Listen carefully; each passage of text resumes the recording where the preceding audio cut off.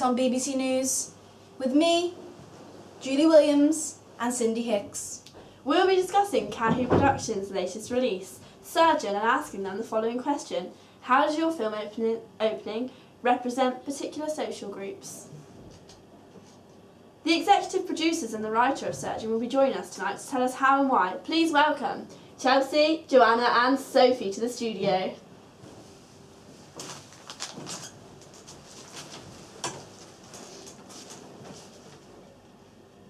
Thank you for joining us tonight. And now, the question that us and the nation would want to know. Have you followed or opposed the typical stereotypes of horror? So we feel that we follow our conventions of what you would commonly see in a horror story. For example, our characters, our female is the victim, and within our research that tends to be the style of horror, is that the females are the victims because they're more commonly seen as vulnerable and weak. Soph was able to get really into... As we were researching the genre of horror, we found out that the women are mainly the victims because they're seen as objects to the antagonist's eyes, so they're treated as an object, like an animal, like they mean nothing. So in our piece, when she's running through the forest, she's sort of, you're watching her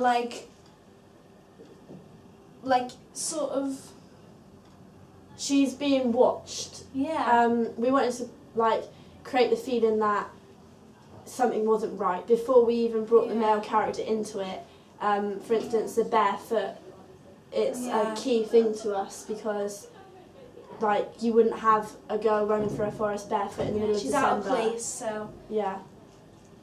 We've also fitted into it that she's got long, messy hair and she's just a complete mess running through a forest in a white gown, dress. That's all messy and blood, and it just makes you question from the start that what's happened to her, why is she running, why is she in a forest? Which is why we think that we've stuck to conventions of horror, because horror is outside of normal. It's not what you would expect. And we basically just reached that with how she was dressed. Yeah. We thought costume was really important within our film because it did convey our main character, how we wanted them the audience to feel about her. We wanted to create an element of sympathy, and we wanted to make her seem vulnerable, and she's got no shoes on as well, which makes her seem really weak because she's the floor's all spiky. It's going to hurt her, but what she's running from is probably hurt her more, and that's where we brought in the conventions of a normal, quite a stereotypical horror. Yeah. So, yeah.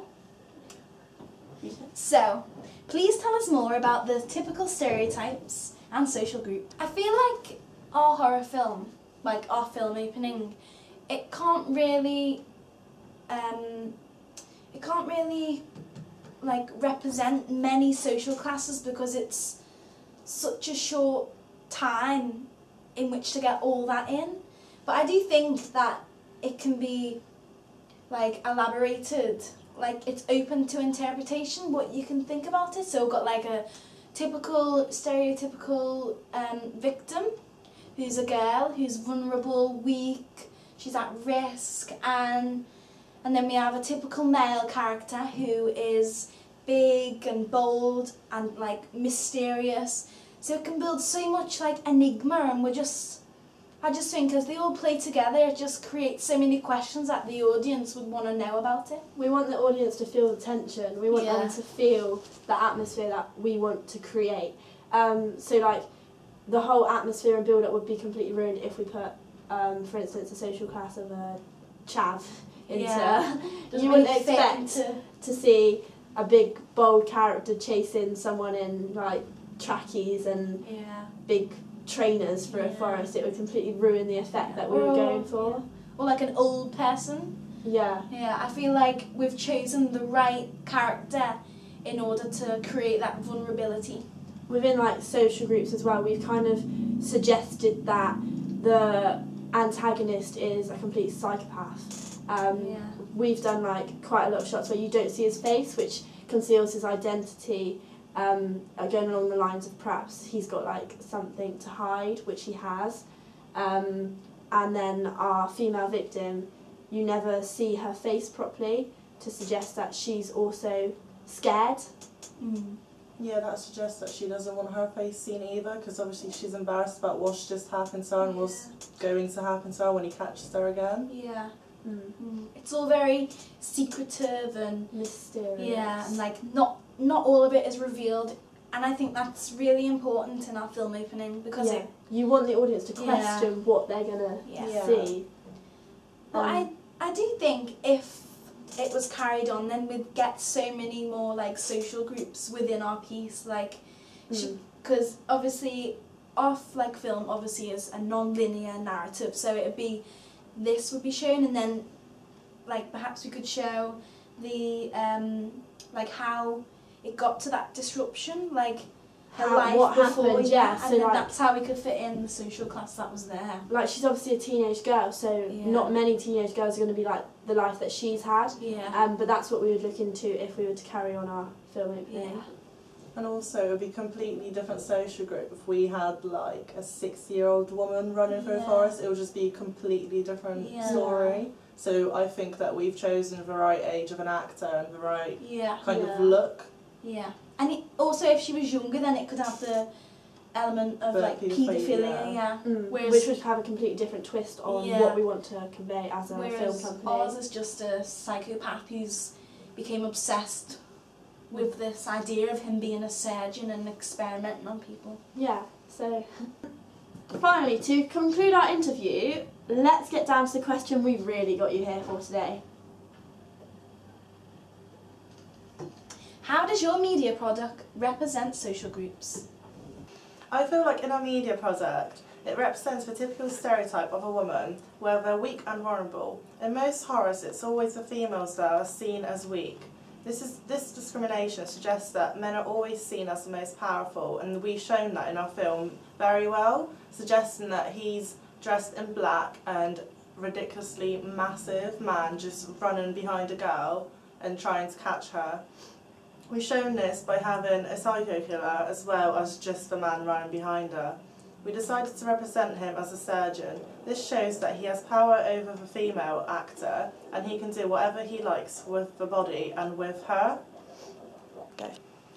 I feel like in our film piece, the elements that we've constructed together, I don't think that showing any social class is really important within our film opening. I think that because we haven't really shown much identity within the film opening, that it creates so much more meaning, and it just creates a massive effect on the audience, which just makes them think like, who's that, what are they doing, where are they running from, who are they running from, like who is that, and also with the man as well, he's completely dressed in black, he's like gloves, boots, it just like, it's like snap, snap, snap. It creates so much meaning in order because we don't know who he is. And also,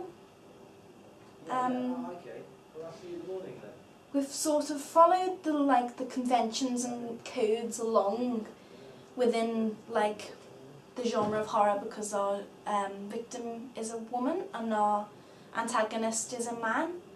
So I think it was very important for us to follow them conventions to create such a vulnerability and a dominance over the two characters. In our research into film openings, we took a lot of time to decide how we wanted our female to be represented. In horrors, it's a common convention for females to be the main victim. They are portrayed as weak, vulnerable and often at risk. Furthermore, we wanted to enhance our character's profile of being vulnerable with her costume. So we've got her wearing a white tattered sheet with blood and mud spattered over it, but the white suggests that she's pure and innocent, implying that her character is scared of her own fate. So we really wanted that to be impacted onto our audience.